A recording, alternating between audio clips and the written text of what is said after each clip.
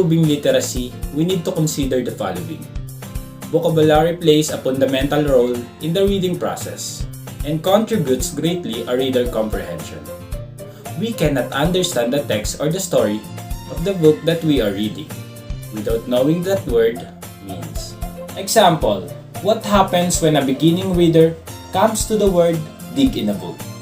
As she begins to figure out the sounds represented by letters D, I, G, the reader recognizes that the sound make up a very familiar word that she has heard and said many times.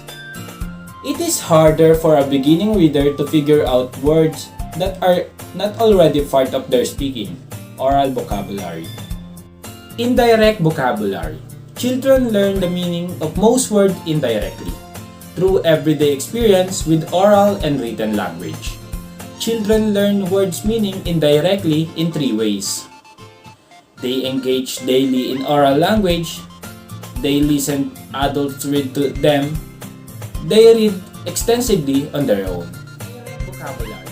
Direct instruction helps students learn difficult words, such as words that represent complex concepts that are not part of the student's everyday experience.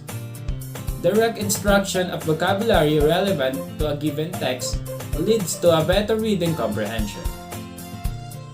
Direct instruction include providing students with instruction in specific words that are important to students' content learning or understanding of a particular text. Teaching students more general word learning strategies that they can apply to a variety of words, such as analyzing parts of words, for example, root words. Vocabulary in writing. Having a strong vocabulary helps when writing includes being able to choose more descriptive words to help your reader envision what you are describing, creating more variety in paragraphs and sentences with vocabulary words which keep reader interested in what you have to say. Ways that having a strong vocabulary helps when writing include being able to choose more descriptive words to help your reader envision what you are describing, being able to adapt your writing for your audience, for example, simple words for children and more complex words for college students. Creating more variety in paragraphs and sentences with vocabulary words which keep your reader interested in what you have to say. Communication. How communication help literacy? So before that, what is communication? Communication is the act of receiving, giving, and sharing information. So basically, communication help us enhance our talking, or writing, or listening, or reading literacy by practicing communication skills often. Communication skills are the key to literacy because it is the process for all the children and young people to have a positive impact on their ability to process information, organize narrative, and understand use vocabulary. So the better a person about conversational skills now, the easier they understand what they read or write later on. Same goes for speaking. For speaking, the more they speak or talking with other people, the more it enhances and it improves.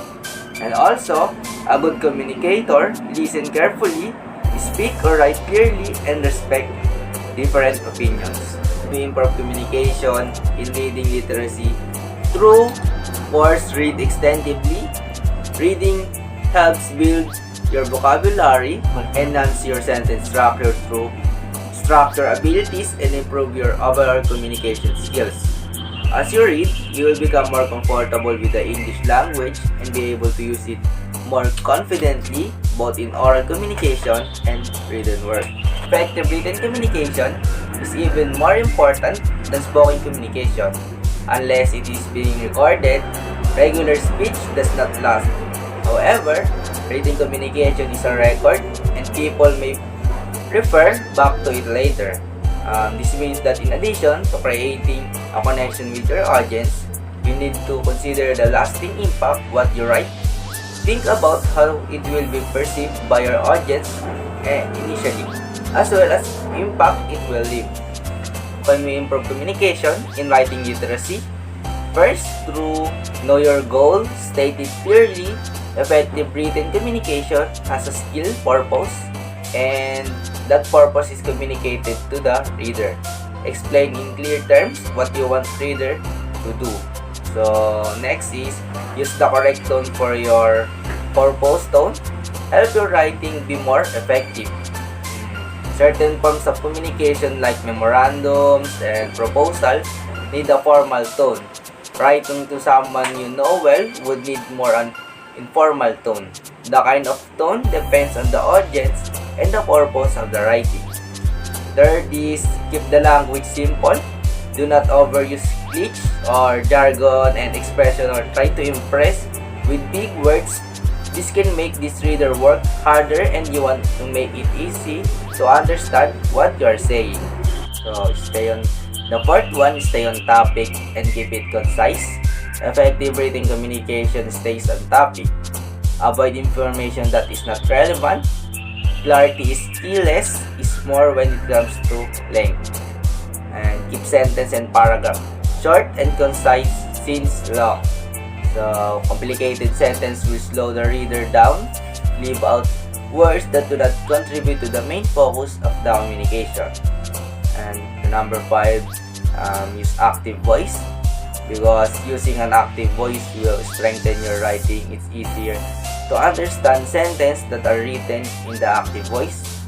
And 6, have someone proofread your writing. Good grammar and punctuation are very important. It is a good idea to have someone else proofread your writing before you send it. If you cannot do that, then try reading it out loud. We can improve our literacy by enhancing our reading comprehension. Reading comprehension is the understanding of what has been read through the learning and processing of reading skills. These are the comprehension strategies. Number 1. Predicting. Predictions require asking children to make guesses about what might happen. Number 2. Making connections to prior knowledge. It involves connecting a new idea to knowledge and experience already known. Number 3. Visualizing. To create in their minds a mental image of what they read from the text. And number 4. Summarizing. This strategy involves getting children, when reading, to identify the main idea in the text and putting the idea into their own word. We use our reading comprehension to be able to understand important documents like letters, contracts, work-related documents, emails, etc. We use also in identifying patterns and clues to make predictions. For example, if we read about a character wearing an elaborate dress and a crown, they should be able to infer that the character is a royal, perhaps princess or a queen. Reading a variety of genres helps students learn text structures and language that they can transfer to their own writing.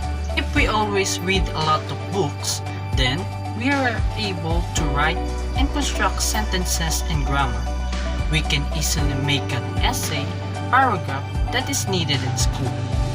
If we master the comprehension skills, we can apply it in future, like being a journalist, news writer, script writer, or even author of the book.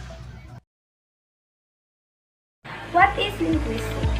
It is the study of nature, structure, and variation of language, including phonetics, phonology, morphology, syntax, semantics, sociolinguistics, and pragmatics.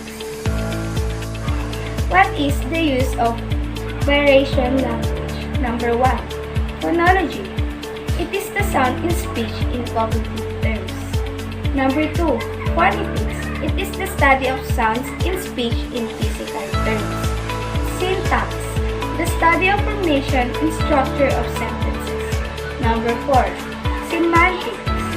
The study of meanings. Number 5. Morphology. It is the study of the formation of words. Number 6. Pragmatics. It is the study of use of languages. Linguistic in reading literacy. In a linguistic approach, most words presented in reading and phonemic regular and fit particular pattern. In order for children to perceive the phoneme, grapheme, or the sound side. Relationship, the linguistic approach emphasizes the teaching of the letters of the alphabet as a beginning procedure. Linguistic in writing literacy. Writing preserves linguistic messages for the future, thus aiding the preservation. Linguistic in writing literacy. Writing preserves linguistic messages for the future, thus aiding the preservation and acquisition of knowledge. Within the field, linguistics is a writing specially useful to the study of historical linguistics, as the evidence of historical forms is usually available only from written sources. Another way to improve your writing skills is to write every day. Writing every day is the best method to develop your writing skills and develop your thinking skills. When you decide to write every day, your entire perspective changes.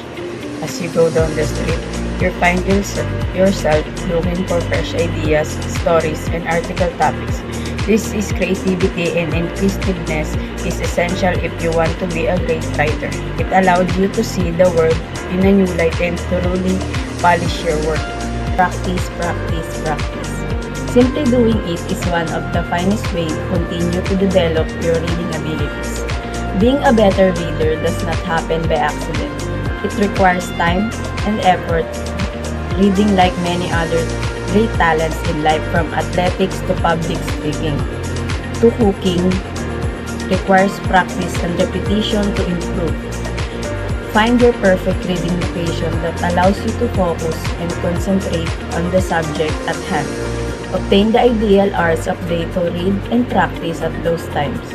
Be willing to put in the effort to learn fresh and varied content that will help you improve your reading ability.